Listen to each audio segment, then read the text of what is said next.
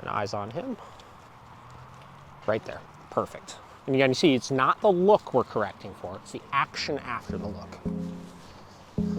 I mean, today I figured as soon as I saw the weather and saw it was like 63 degrees, I was like, let's change plans. How about that? Yeah. So, all right, well, we'll do the start here. We're going to kind of just walk around. We'll hop on the path, start making our way down that way, pass some people, some dogs, kind of see what we get. We're going to be implementing, anytime we're passing a dog, pull off to the side, do it down, let the dog pass by, and then we'll keep walking from there. So we're going to keep that routine consistent. With people, you could just walk past, just make sure he stays nice and strict with you, and then we'll kind of see how it looks. And I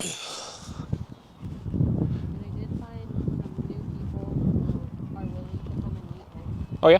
Yeah, but I wanted to ask what I should do when he starts barking. Yeah, sure. Yeah. Well, the first thing is, again, we're doing the crate when people are coming over, right?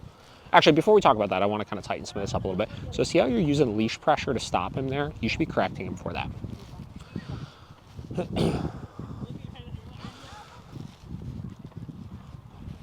Yeah. And then let's start increasing that level a little bit too.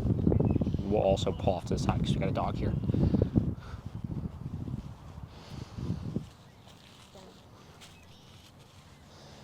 What level are you at right now? I just turned it up to 59. Okay. Yeah, try to, as you're walking, stay even looser on the leash, because the way you're holding it right now, he can't, like, he feels the pressure before he's fully made the mistake, so it's kind of a gray area, you know? Yeah. Correct for that? No. Let's increase that level some more too. So I'm assuming, obviously, you haven't really had him in as busy of an environment as this since we've started the training. So you're going to find probably somewhere like this the first couple times you're way, way higher on your level than you're used to being. So. It's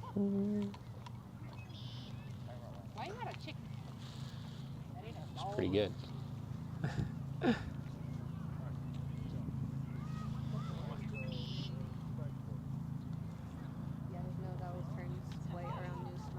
Is that what that is? Yeah. What is it, like snot or something? I'm not sure. Ever since he's been little, when he's around, it's kind of interesting. Yeah. It starts turning white on the edge. Interesting. We'll let this guy get up just a little bit further, then we'll start walking. But yeah, as loose as you can on that leash, obviously. Because, yeah, like I said, when he was hitting the leash there, his butt was still kind of in line with you. But if he had more slack, he would have kept going, and you would have seen that he was no longer with you, right? So we want to give him that option to do so and make it nice and clear. So, all right, let's go ahead and keep walking.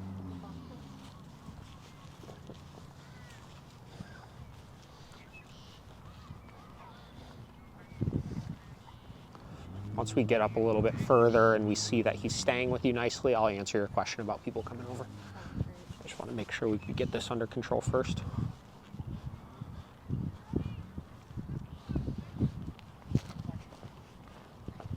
That's crazy. It's like glass out there. I know, and I was surprised to see the ice, yeah. So I was just going to take a picture of that. But Yeah. It's sitting so pretty. Right there. Perfect. And that level seemed pretty good that time.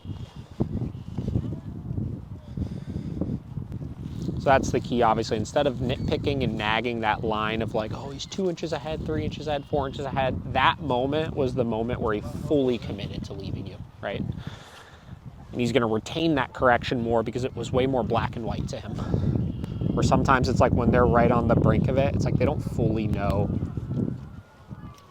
if they've made a mistake or not yet.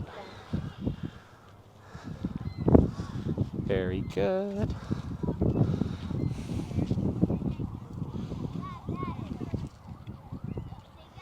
We'll let these kids go by too. This is great though, super neutral. There's a dog back there too, obviously, digging around. I was just telling her as we were walking up, man, this weather puts me in such a good mood. Today was the first day I was super productive. Yeah. All right, let's keep cruising.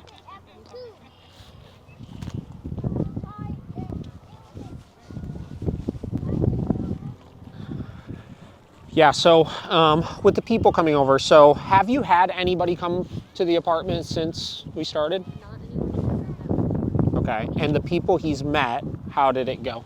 We just stopped barking. And when you say the bark, like, so would he hold the crate command like we talked about? He was just barking while he was in it, or what? No, this was, I've had no one new since the training. Okay, so since we started the training, you haven't had anybody come over. Correct. But you said you've had people come over that he knows since then? Yeah. Okay, so in that situation, though, were you enforcing the wrong person? You were. And were you having the barking issues then, or no? No, because he doesn't Okay. bark at Got it, got it. Sure. I understand, I understand. So you're more anticipating that he's going to have this barking problem and wondering what you do if it happens? Yeah. Then it's like, oh, well, I've seen him do it since we've started doing it. I understand. Okay, got it. So you very well may find that he doesn't do it. Honestly, right? Like when you do the crate command, you're putting him into such a calmer and more compliant state of mind because he's holding himself back in there that if he does start barking, there's a strong chance if that barking hits a point where it's a little bit too much, where it's becoming a nuisance, he's gonna break command. You're gonna get your opportunity to correct for that, and that will inadvertently bring down the arousal that's creating the barking in the first place, right? So you got to just feel it out and see what happens first. Let's say, and see right there, he's getting, there you go, perfect. You know, let's say they come over and he does bark a little bit in it, but he holds the command. I would just let him work through it and just wait and see if he makes a mistake and gets out or not, and then correct him for that if he does. But there's a high probability you're probably not going to see a lot of that. Also, specifically what the structure you're going to follow is going to be is you send them to the crate before you let them in, have him hold it when they come in, and be really strict about setting like a, we'll say a 10 or 15 minute timer of how long we want him to hold it for. That's really going to let the arousal come down and put him in a position where if he does get bored and tries to step out, you're going to be able to correct for that nice and firmly. Have your level set a little higher than normal. So given we're 50, 60 right now for this, I might even have it at like a 70 or something for that, right? Then once you release him out, have them ignore him initially still. We'll pull off to the side over here and do another down, let some of these dogs come by.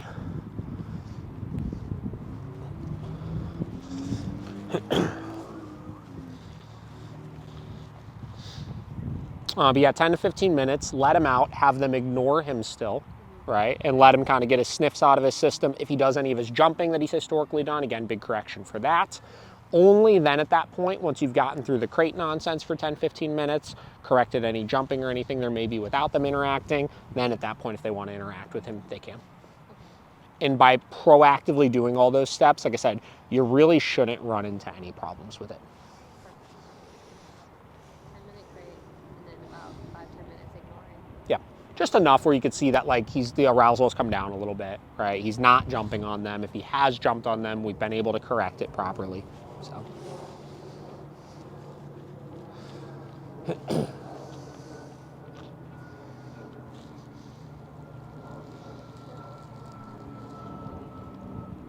Look at you, bud.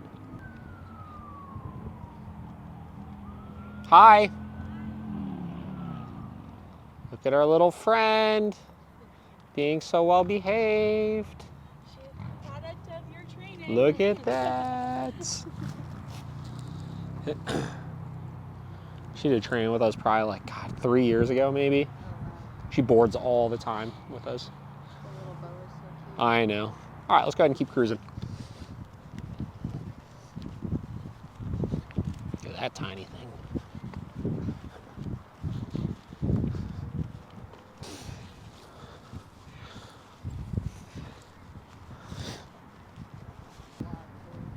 Yeah, good. A little too far there. Perfect. Let's go ahead and try to do it down here.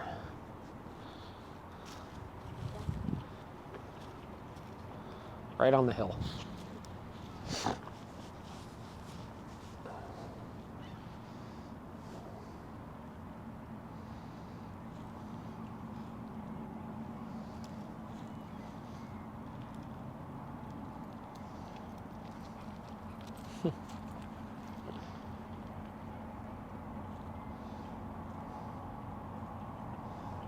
I like it. All right, let's keep on going. So we'll go ahead and we're just gonna walk right by this one since it's all wet and gross on the ground.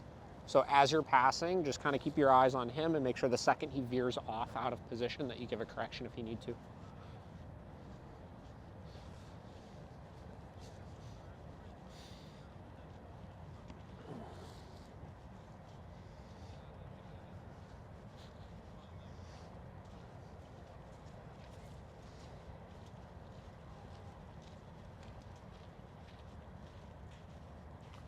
That little sniff over right there, I would have corrected that.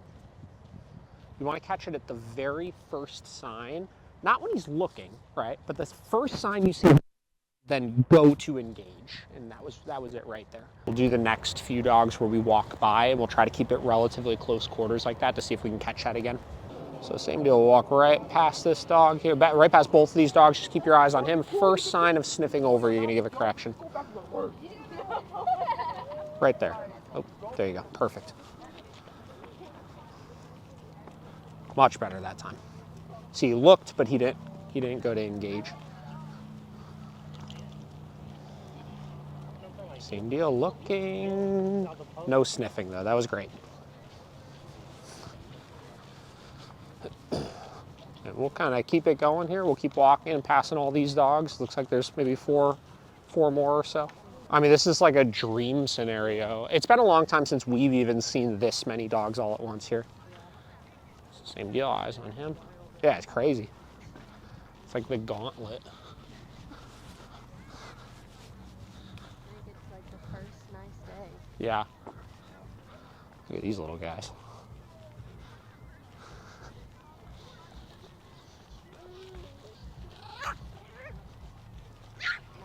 Perfect.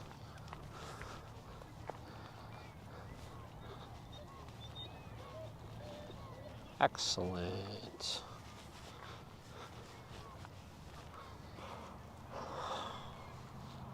Yeah, doing good. Any questions so far? No, nothing for this. Again, like we talked about so far, every session there's going to be a couple little takeaways. Your two big ones that are going to be from today so far are going to be the little sniff as you're passing by distractions, and then waiting and allowing him to make the full commitment to leaving you so you could give the correction. So hold that leash looser than you normally would. And I think those two little adjustments, you're going to see a really big improvement with stuff. We can go ahead and come to a stop here for a second. Perfect. Look at that auto down, man. I like it. Hello. Hi. Dog. Thank you. They're training, Gels. They sure are. Thanks. Good job. Wow, look at you, bud. All right, let's keep cruising. You know, it's funny, I have a lot of people, like when we first start doing these drills, usually I tell people like create space, right? Do your down from far enough away where your dog is gonna be successful with it. Don't test it too much. And like people misconstrue that as like, oh my God, like I'm gonna have to like keep all this distance forever and ever and ever.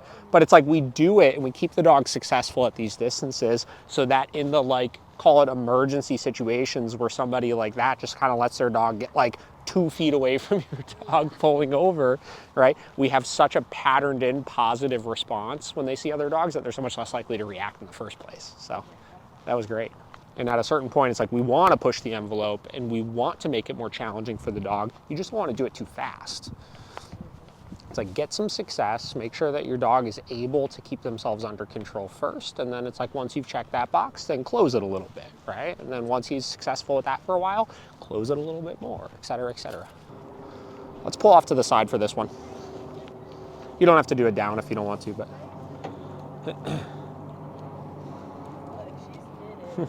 He said, I'm gonna do it anyways. All right.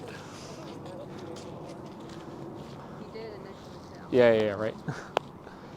Now, contrary to that point that I just said about testing it more and more, you've got to do a good job of assessing the scenario in front of you, right? So most of the dogs we've been testing it with, none of them have been horrendously out of control, really pulling, really amped up, anything like that. Those two, we were about to pass into a tight area, And on top of that, both those dogs are really pulling and digging into that leash. So you obviously make the call to kind of pull off and give a little more space in that situation. So keep them successful by kind of guessing ahead of time, like how difficult is this scenario going to get for him?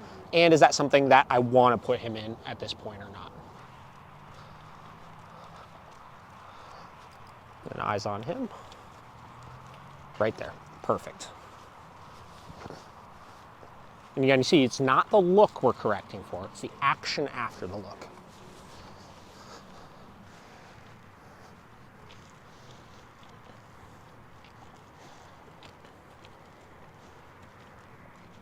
Right there. Perfect.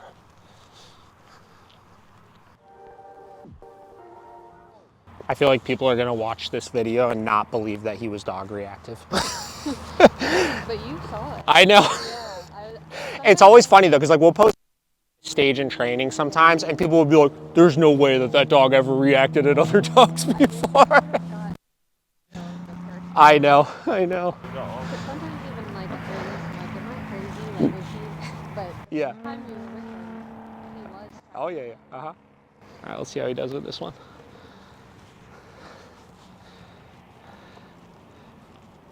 Much better. Now you're gonna notice a difference between certain dogs you pass by. Like you have different tiers of difficulty. Like that, paying much mind to him. The last two we passed by where you needed to correct, they were giving him the stare down also, right? So like that'll come in waves, but you're addressing it all the same. So yeah, I think after our first session that we did, I think that's one that Paige and I even talked about. We're like, damn, like I wish you were at that one. When a dog is socializing with another dog or another person, like you want them to build like a lasting relationship with each other and work through all of the like, you know, the excitement of it to the calmness of it. You want them to be free to move towards and away from it. And it's just like when you're on a leash, they literally can't do anything. You know, they're trapped. So if they are uncomfortable, they're more likely to react then at that point. If they're really excited because they're trapped on that leash, it just builds all this frustration because they keep hitting the end of the leash and get themselves all worked up. It's just, it's not productive for anyone. And then tack onto that, those greetings usually last literally like 20 seconds. So it's like 20 seconds is not long enough to build a meaningful relationship with another dog or another person. So it's just kind of like this game of like, oh, here's like a quick pat, here's a quick pat, here's a quick pat, but like you didn't get anything out of it, the humans just get something out of it.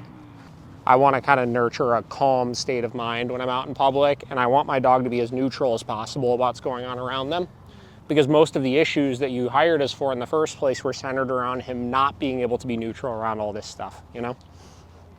And you can see even right now, he's doing wonderful, but he's still not totally neutral.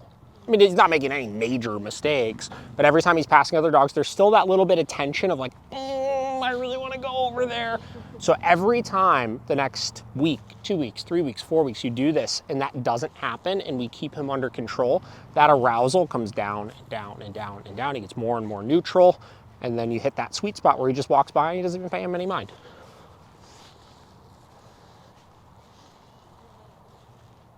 Like that was great. That was probably the best one yet.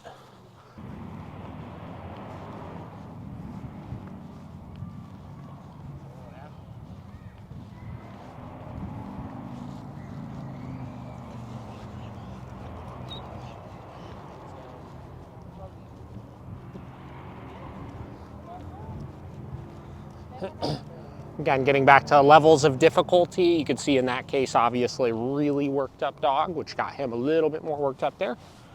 I would say that one you actually probably were a little early on your correction. I would have waited for just a little bit more of a commitment to moving towards.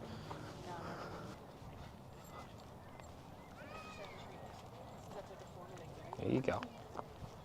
Perfect.